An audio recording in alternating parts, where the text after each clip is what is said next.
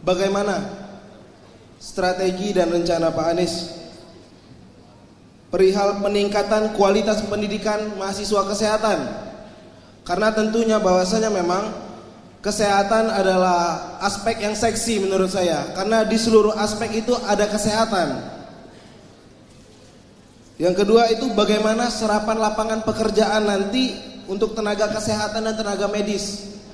Karena kami ini mahasiswa kesehatan yang akan langsung merasakan bagaimana regulasi-regulasi kesehatan yang sudah ada sekarang ini. Yang ketiga itu perihal kesejahteraan tenaga medis dan kesehatan. Perlu diketahui bahwasanya memang dari Satgas COVID-19 kemarin masih ada surat kaleng yang masih menuntut bahwasanya haknya itu belum diberikan kepada Satgas itu.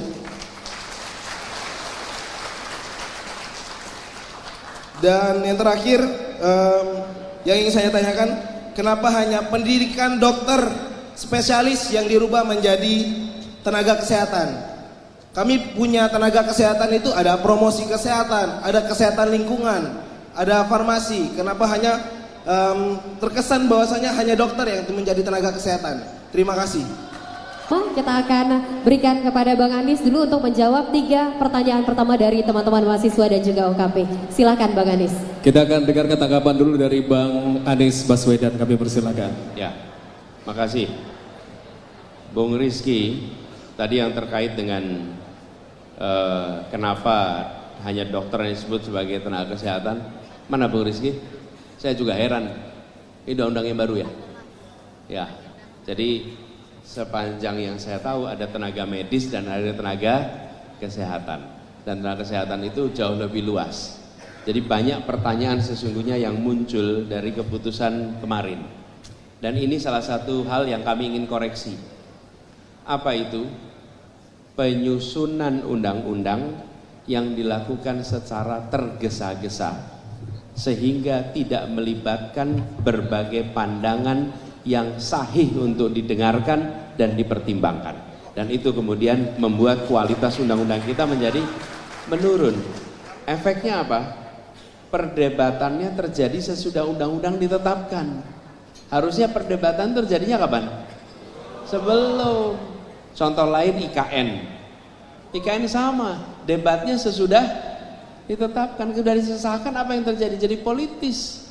Kalau kritis dianggap anti pemerintah, kalau pro setuju dianggap pro pemerintah, hanya karena sudah ditetapkan sebelum dibahas dengan lengkap. Ini salah satu agenda perubahan yang ingin kita kerjakan ke depan. Kualitas undang-undang kita lebih baik. Kemudian tadi gini tentang peningkatan secara umum bukan hanya di bidang kesehatan. Pendidikan yang sifatnya aplikasi itu harus dekat dengan sektor di mana itu dipraktekkan. Kalau di dalam kesehatan ada istilahnya tacit knowledge. Tacit knowledge itu ilmu yang dipelajari dengan praktek dan perlu interaksi antara mentor dengan yang belajar. Itu tacit knowledge itu tidak bisa hanya dipelajari di atas kertas. Misalnya Anda mau belajar dari perawat yang membantu dokter bedah, nggak mungkin Anda belajar hanya di atas buku. Bisa nggak di atas buku? Nggak bisa. Anda harus masuk ke ruang operasi, Anda harus mengikuti prosesnya sehingga Anda punya. Nah, yang begini itu harus dikerjakan bersama. Tapi itu bukan hanya di sektor kesehatan, di sektor engineering begitu, di sektor kuliner begitu. Banyak sektor yang sifatnya pendidikan aplikatif itu harus bekerja bersama. Nah, ini harus diberikan insentif supaya dunia usaha yang berada di bidang itu mau membuka diri agar peserta didik bisa praktek di tempat mereka. Negara yang harus memberikan supaya mereka mau membuka diri. Karena kalau tidak, teman-teman akan kesulitan mendapatkannya. Lalu terkait dengan tadi diceritakan ada tanggung jawab yang belum ditunaikan ya. Itu harusnya ditunaikan, tidak boleh tidak. Karena kalau apalagi Covidnya sudah lewat, kira-kira gini, bayar upah sebelum keringatnya kering. Nah ini udah kering berkali-kali, upahnya belum dibayar. Betul nggak?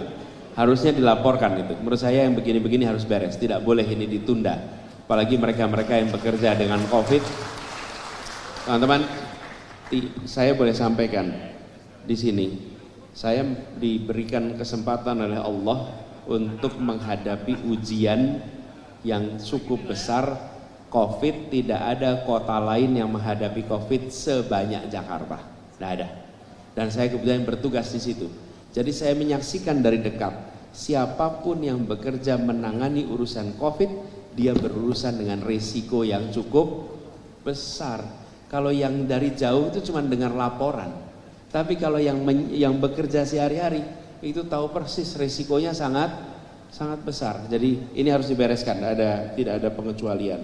Kemudian soal lapangan pekerjaan, saya melihat begini, di bidang kesehatan ini permintaan akan makin hari makin meningkat. Bersamaan dengan kesejahteraan meningkat, fasilitas pendidikan, fasilitas kesehatan itu pasti akan meningkat juga. Sehingga kebutuhan tenaga kerja akan meningkat. Nah, yang diperlukan adalah data antara kebutuhan dan pendidikan serta lulusannya. Saya melihat ke depan disiapkan semacam pusat clearing house yang membutuhkan bisa melaporkan, yang lulus bisa mendapatkan informasi tentang lapangan pekerjaan di dunia kesehatan, gitu ya.